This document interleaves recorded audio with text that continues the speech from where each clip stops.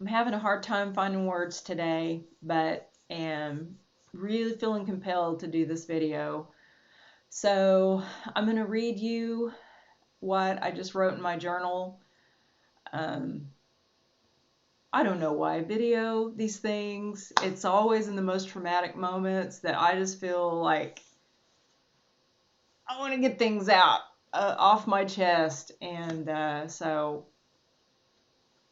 thank you for bearing with me in advance. So here's my journal entry for today. So much has taken place since February 15th. That was the day my sister was rushed to the hospital with seizures at 7 o'clock a.m. Susan's body has been through so much in the past 1,477 days since her subdural hematoma occurred. We've all been through a series of feelings about Susan, from surprise to action to depression, and now today to reality, that final blow before our grief completely settles into us. We've all felt anger, sadness, joy for the small victories, and mostly anger and defeat when the setbacks happen. Traumatic brain injuries can disguise themselves in a body that seems just fine on the outside. Susan was either born with hydrocephalus or developed it early on in life. My parents faithfully took Susan to the doctor because they knew something wasn't quite right, but it was in early 1960s in Tulsa, Oklahoma. And instead of further investigation, doctors dismissed Susan as a normal toddler who just needed time and corrective shoes. She would grow out of it soon enough. The corrective shoes didn't work, and Susan was labeled clumsy, and she struggled to make average grades in her small school, even when she worked harder than most kids to get those grades. Although my parents tried to ignore apparent symptoms, they knew all was not right with Susan, especially after I was born 8 years later, and they could compare my childhood markers from birth to 8 in comparison to Susan's markers, which were much, much different.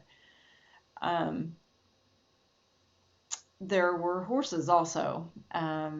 Dad knew early on to never let Susan ride a horse because she would, as he said, climb on one side and fall off the other. Dad has told a story many times about Susan getting on a horse and riding in a straight line, and then when the horse turned left, she went straight, falling off the horse.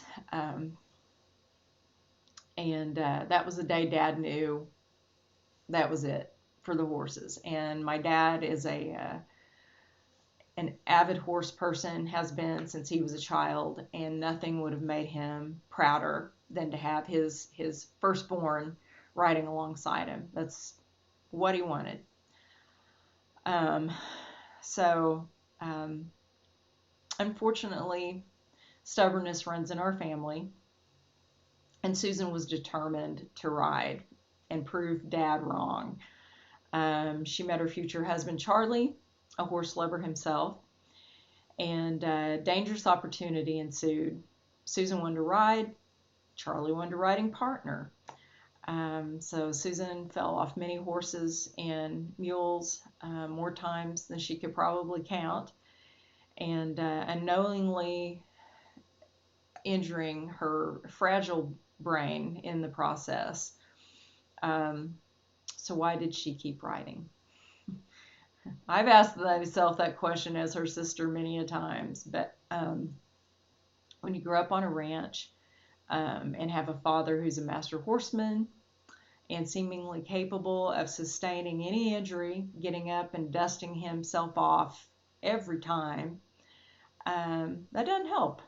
It makes you think you need to be that way too. There were no sons, it was just me and Susan, and so we both felt like you got to toughen up.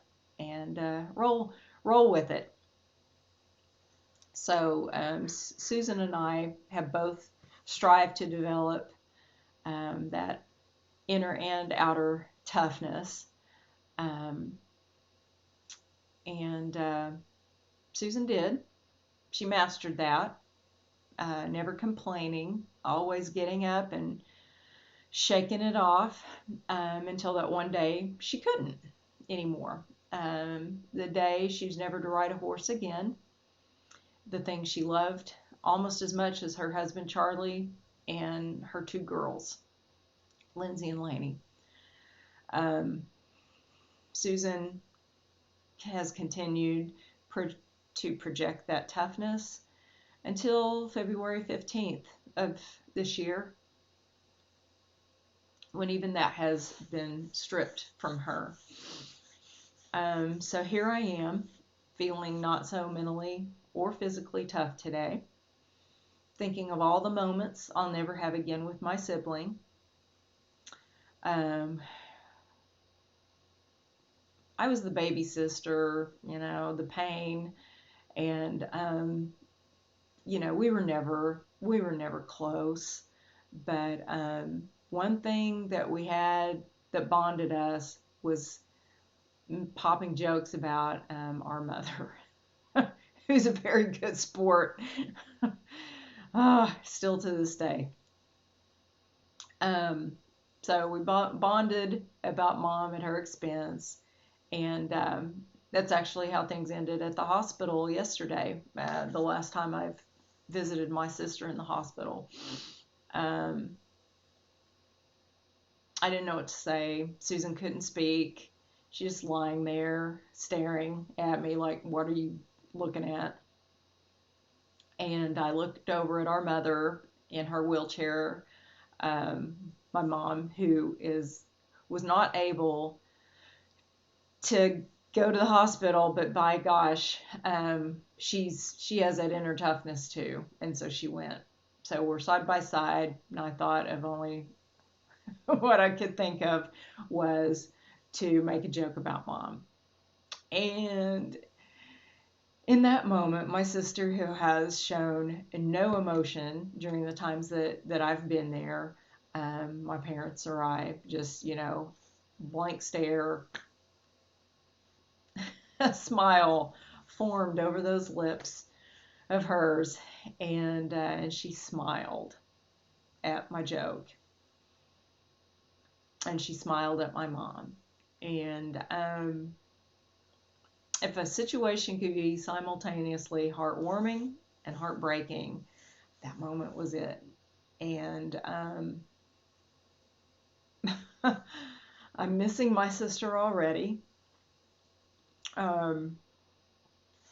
She's going to hospice as soon as they can make a space for her. So she may actually go home tomorrow and might be there for up to a couple of days, but she'll finish her last moments at Clare House. And I'm praying for God's divine hand to take you, and very swiftly. And I pray that you're hand in hand all the way to the gates of heaven, and you have the ability to sing praises to your Lord and Savior all the way. I love you, Susan.